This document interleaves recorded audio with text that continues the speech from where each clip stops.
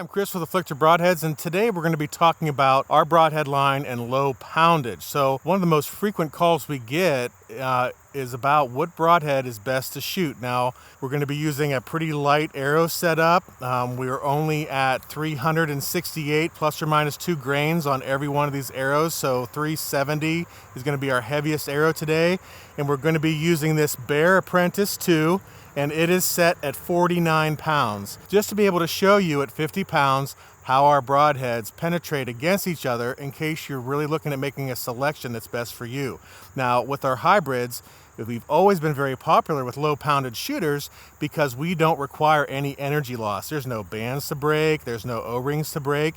The second the drive key is activated, you have a locked fixed blade at entrance with our hybrids. And that, coupled with just the way our whole design is regards to penetration, really makes us a great choice for low poundage shooters. So let's shoot our broadheads into 1/2 inch MDF and just get an idea of how the penetration is going to be. All right.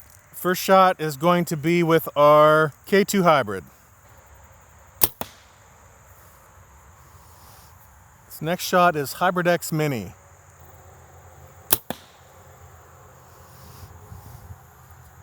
K2 Mini.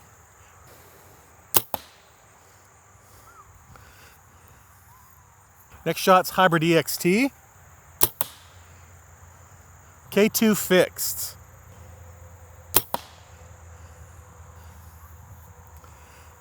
The last one we're going to shoot is the Fixed EXT. Alright, so for our low poundage test between our line, we're shooting into the 1/2 inch MDF. We're using all 100 grain broadheads. Now, all of them are good choices if you have the right arrow weight, but if you're low poundage and you're shooting lower weights, as long as you fall within all the recommendations and guidelines, there are some better choices here for low poundage. So when we look from this end, we can see the broadheads that did best in our test is the number one penetrator was our K2 Fixed. The next one was the K2 Mini, followed by the Fixed EXT, and then our full cut K2 hybrid, which is just an amazing broadhead. And then neck and neck here were our Hybrid X Mini and our Hybrid EXT, which have the exact same cuts, the exact same tip. There's just a little bit of difference in the way the blades sweep out, of course, on the Mini, but they're both using our steeper angled EXT tip. As you look at this, you're just comparing within one line to give you an idea of what might be a good choice for you when you're using a low poundage setup. So we had a few broadheads left over from a previous test today, so we thought why not do a side-by-side and compare them to the Afflictors. So we're going to shoot the Schwacker. We have a Rage SC and an NAP Bitfire double cross. Low poundage, again, 49 pounds. We're going to shoot these three and see what happens.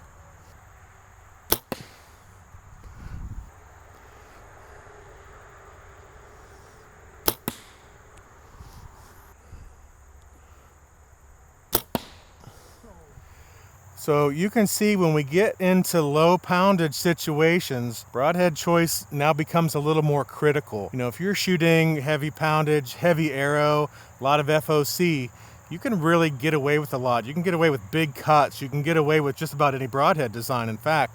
But when you're dealing with low poundage, you want to make sure that you're not having a broadhead that really takes a lot of energy, something that has to cut a band, and especially something that has a 2-inch or bigger cut, because you may not even have enough momentum, KE, or energy to make that broadhead work properly at all.